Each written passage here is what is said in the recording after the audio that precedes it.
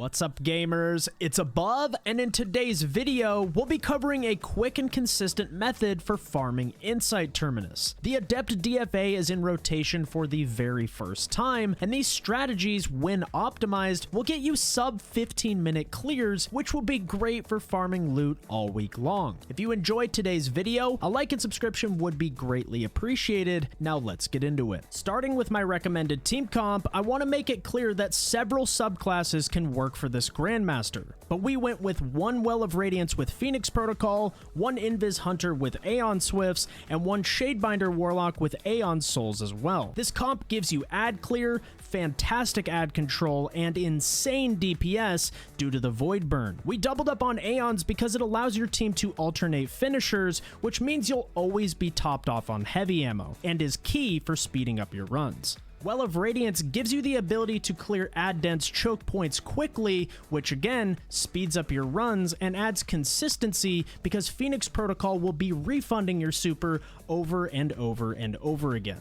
As for weapon loadouts, this one's probably gonna catch you off guard a bit because it's been a meme for so long, but Leviathan's Breath is actually insane for this Grandmaster. Not only did Levi's Breath receive a 50% damage buff this season, it also no longer weak hits on the initial stun of unstoppable champions, benefits from the 25% Void Singe buff, and actually stun locks Kargan in place, which makes DPS significantly easier than her running around the room constantly. Shout out to ATP for this find. His links will be down in the description below. Your two Levi's Breath users should both be running blinding grenades for the boss room, and since Truth Teller is void, it also benefits from the damage buff. It makes this weapon feel like pre-nerf blinding grenades, which, as we all know, were absolutely god tier. Since Levi's Breath already has unstoppable covered, I recommend two anti-barrier pulse rifles to help manage the long-range engagements in this Nightfall. Your third teammate will then be using Arbalist for consistent barrier stuns, an unstoppable scout rifle in their energy slot, and a void machine gun in your heavy slot for ad clear.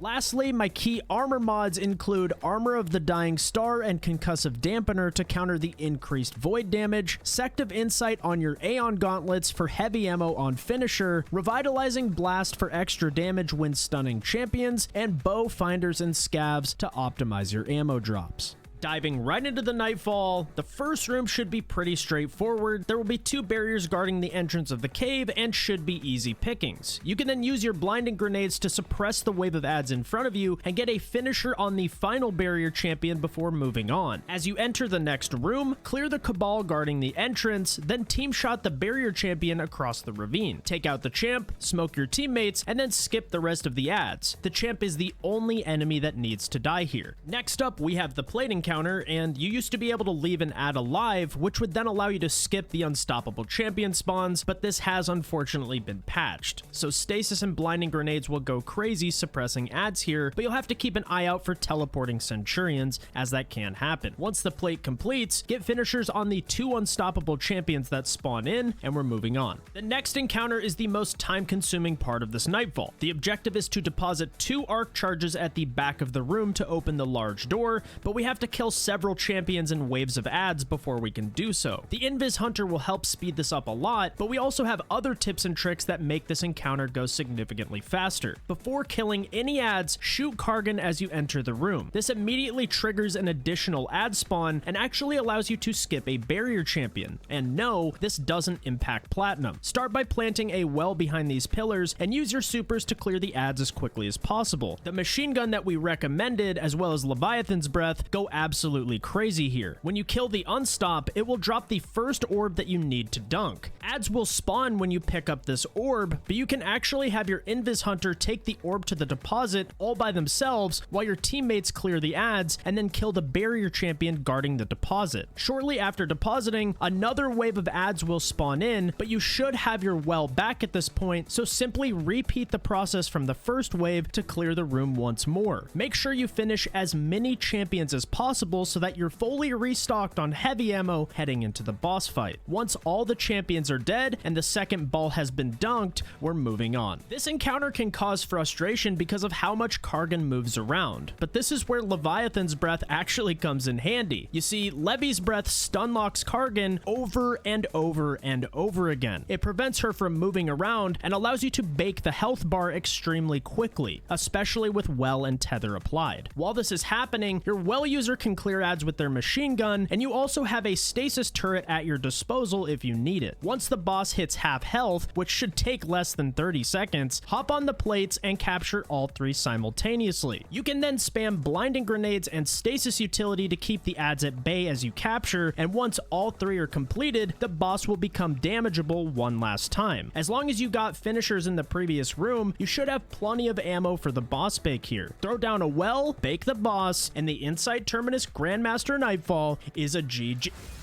Get the f out of my POV! Why is he still alive? On a serious note, with this strategy, you can easily optimize for sub 10-minute clears. In fact, the one you were just watching was our third attempt, and we managed to get it down to 9 minutes. So I have no doubt this strategy will help you farm DFA all week long. Anyways, guys, that's it from me. Thank you so much for watching, and I'll catch you next time. Peace!